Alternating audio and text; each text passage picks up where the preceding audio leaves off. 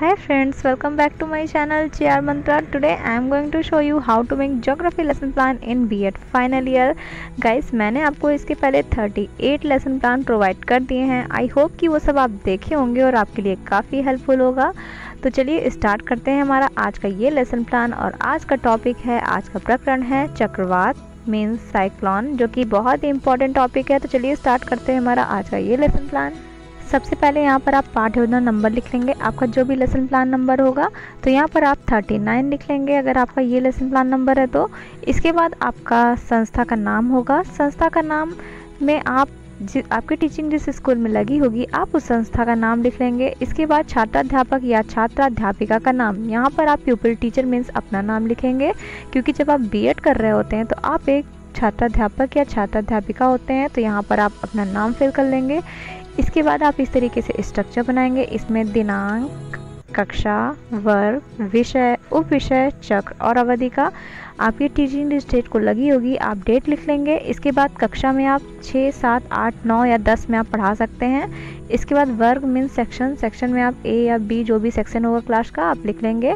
इसके बाद आता है आपका विषय. विषय में आप सामाजिक विज्ञान लिखेंगे और उप विषय में आप भूगोल लिख लेंगे. चक्र में आप क्या है पीरियड लिखेंगे कि आपकी टीचिंग जिस पीरियड में लगी होगी आप लिख लेंगे. आता है आपका अवधि 40 मिनट आप लिखेंगे. फिर आता है आपका प्रकरण, और आज का प्रकरण है चक्रवात मीन्स साइक्लोन.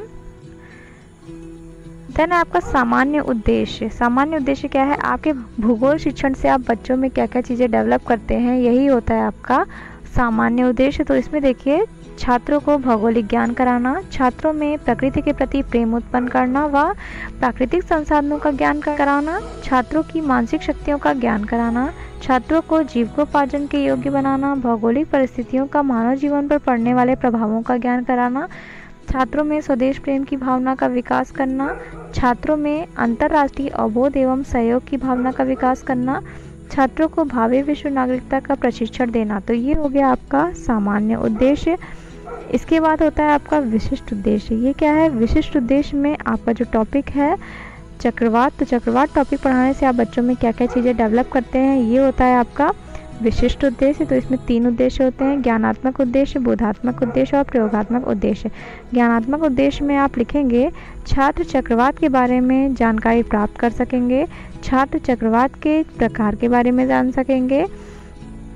फिर आपका बोधात्मक उद्देश्य, छात्र चक्रवात के बारे में प्रत्यास्मरण कर सकेंगे, छात्र चक्रवात के बारे में व्याख्या कर सकेंगे या व्याख्या दे सकेंगे. फिर आपका प्रयोगात्मक उद्देश्य, छात्र चक्रवात को चिन्हित कर अपनी अभ्यास पुस्तिका पर प्रदर्शित कर सकेंगे, छात्र चक्रवात की उत्पत्ति को चित्र के माध्यम से दर्शा सकेंगे. फिर है आपका शिक्षण विधि. शिक्षण विधि में क्या होगा, प्रश्नोत्तर विधि और व्याख्या विधि. प्रश्नोत्तर विधि में छात्राध्यापक और छात्र के बीच अंतःक्रिया होती है, क्वेश्चन और आंसर पूछे जाते हैं और दिए जाते हैं. व्याख्या विधि, व्याख्या विधि में ये टीचर सेंटर्ड होता है. टीचर इसमें व्याख्या देता है मीन्स एक्सप्लेन करता है और बच्चे उसे ध्यानपूर्वक बैठ के सुनते हैं. तो ये क्या होता है, टीचर सेंटर्ड होता है. फिर है आपका सहायक सामग्री. सहायक सामग्री में कक्षा संबंधी सहायक सामग्री जैसे चार्ट, चौक, डस्टर, ग्लोब, मानचित्र, लपेट, श्यामपट्ट आदि. देन है आपका पूर्व ज्ञान. पूर्व ज्ञान है आपका प्रीवियस नॉलेज. जब भी आप बच्चों को कोई भी टॉपिक पढ़ाते हैं तो उनके हमेशा पूर्व ज्ञान से रिलेट करके ही आगे की आप नॉलेज देते हैं. तो देखिए यहाँ पर आपका पूर्व ज्ञान हो जाता है. छात्र चक्रवात के बारे में सामान्य जानकारी रखते हैं, ये आप एक्सपेक्ट कर रहे हैं.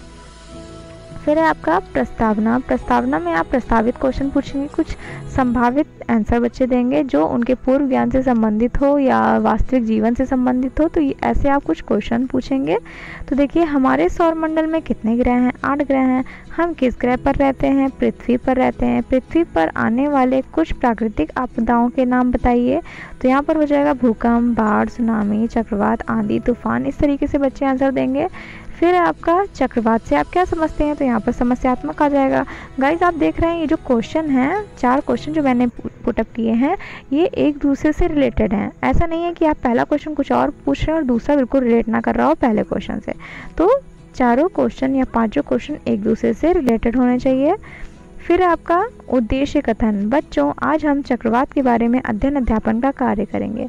फिर आपका प्रस्तुतिकरण. प्रस्तुतिकरण में आपका प्रेजेंटेशन होता है. यहाँ से आप किस तरीके से इस टॉपिक को प्रेजेंट करते हैं बच्चों के सामने, तो यही होता है आपका प्रस्तुतिकरण. तो यहाँ पर देखिए शिक्षण बिंदु, विकासात्मक प्रश्न और श्यामपट्ट सारांश। शिक्षण बिंदु में आप लिखेंगे चक्रवात और दूसरे शिक्षण बिंदु में आप लिखेंगे चक्रवात के प्रकार। तो यहाँ पर देखिए चक्रवात को आप इसमें एक्सप्लेन करेंगे। चक्रवात के बारे में आप क्या जानते हैं, समस्यात्मक हो जाएगा। फिर है आपका छात्राध्यापिका कथन।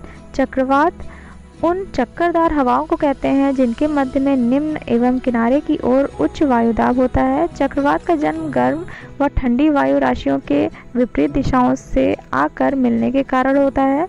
वायुमंडल में स्थानीय हवाओं के कारण भंवर उत्पन्न हो जाते हैं जो भयंकर झंझावातों का रूप धारण कर लेते हैं, जिन्हें चक्रवात कहते हैं। चक्रवात का आकार प्रायः अंडाकार या यू आकार के समान तथा 320 किलोमीटर से 380 किलोमीटर तक होता है। इसकी गति 30 किलोमीटर से 64 किलोमीटर प्रति घंटा होती है। चीन सागर में चक्रवात को टाइफून के नाम से जाना जाता है। तो ये हो गया आपका एक्सप्लेनेशन। और आप देख रहे हैं गाइस, बगल में आपका श्यामपट्ट सारांश है। तो श्यामपट्ट सारांश में आप कुछ इंपॉर्टेंट पॉइंट्स को यहाँ पर लिख देंगे। तो गाइस ये जो श्यामपट्ट सारांश आप देख रहे हैं ये आपको ब्लैक बोर्ड पर वर्क करना है, ठीक है। तो ये हो गया आपका। देन है आपका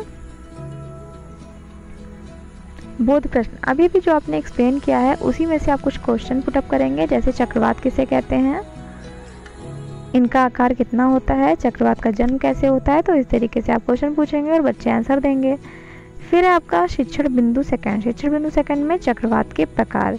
तो यहाँ पर देखिए छात्राध्यापिका क्रिया, छात्र क्रिया। चक्रवात का आकार क्या होता है, तो यू आकार का। फिर आपका क्वेश्चन होगा चक्रवात के प्रकार के बारे में आप क्या जानते हैं, तो समस्यात्मक हो गया। तो देखिए आप छात्राध्यापिका कथन कहेंगे। उत्पत्ति के आधार पर चक्रवात दो प्रकार के होते हैं, उष्णकटिबंधीय चक्रवात, शीतोष्णकटिबंधीय चक्रवात। उष्णकटिबंधीय चक्रवात क्या है? इस प्रकार के चक्रवात भूमध्य रेखा से 5 डिग्री से 20 डिग्री अक्षांश के बीच उत्तरी व दक्षिणी भाग में अधिक आते हैं। भारत में बंगाल की खाड़ी से उत्पन्न चक्रवात पश्चिम बंगाल, उड़ीसा, आंध्र प्रदेश, तमिलनाडु तथा अरब सागर से उत्पन्न चक्रवात गुजरात और महाराष्ट्र राज्यों के समुद्र तटीय भागों को अधिक प्रभावित करते हैं। और शीतोष्णकटिबंधीय चक्रवात क्या है? ये अधिक बड़े होते हैं परंतु हवाओं की गति मंद होने के कारण ये अधिक विनाशकारी नहीं होती हैं। तो ये हो गया आपके चक्रवात के प्रकार। और गाइस आप यहाँ पर एक्सप्लेनेशन में मीन्स जो श्यामपट्ट सारांश है उसमें आप कुछ इंपॉर्टेंट पॉइंट्स लिख देंगे। फिर आपका बोध प्रश्न। अब आप फिर से क्वेश्चन करेंगे जो भी एक्सप्लेन किए हैं। चक्रवात कितने प्रकार के होते हैं, शीतोष्णकटिबंधीय चक्रवात क्या है। फिर है आपका निरीक्षण कार्य। निरीक्षण कार्य में छात्राध्यापिका छात्रों को श्यामपट्ट सारांश अपनी अपनी अभ्यास पुस्तिका में उतारने का निर्देश देकर स्वयं घूम कर कक्षा का निरीक्षण करेंगी। तो यहाँ पर देखिए जो अभी आप ब्लैक बोर्ड वर्क कर रहे थे आप बच्चों से कहेंगे उसे नोट करने को अपनी अपनी नोटबुक में। इसके बाद आप राउंड लाएंगे क्लास में, सबका निरीक्षण करेंगे कि सारे बच्चे लिख रहे हैं कि नहीं लिख रहे हैं। फिर है आपका गाइस प्लीज़ लाइक ज़रूर कर दीजिएगा। फिर है आपका मूल्यांकन के प्रश्न। अब आपने जितना भी अभी तक एक्सप्लेन किया है, जितना भी टॉपिक को कवर किया है, अब आप उसमें से कुछ क्वेश्चन पूछेंगे, बच्चों का मूल्यांकन करेंगे। तो देखिए आप क्वेश्चन पूछेंगे चक्रवात किसे कहते हैं, चीन सागर में चक्रवात को किस नाम से जानते हैं, शीतोष्णकटिबंधीय चक्रवात कैसे होते हैं, उष्णकटिबंधीय चक्रवात कैसे होते हैं। फिर है आपका गृह कार्य। आप यहाँ पर होमवर्क दे देंगे, चक्रवात पर टिप्पणी, संक्षिप्त टिप्पणी लिखें। तो ये हो गया आपका होमवर्क। तो गाइस आई होप कि आपको ये लेसन प्लान अच्छा लगा हो। तो प्लीज़ अगर आपको मेरा लेसन प्लान पसंद आया तो प्लीज़ लाइक करिएगा, शेयर करिएगा और कमेंट करिएगा। और प्लीज़ मेरे चैनल को ज़रूर सब्सक्राइब कर दीजिएगा, बेल आइकन ज़रूर प्रेस कर दीजिएगा ताकि जब भी मैं नेक्स्ट वीडियो अपलोड करूँ तो आपके पास नोटिफिकेशन चली जाए। Guys thank you so much मेरे इस चैनल को इतना सपोर्ट करने के लिए। गाइस मेरा एक और चैनल है विनिष्का व्लॉग्स, आई होप कि आप उसे भी उतना ही सपोर्ट करेंगे। Thank you so much guys for watching this video.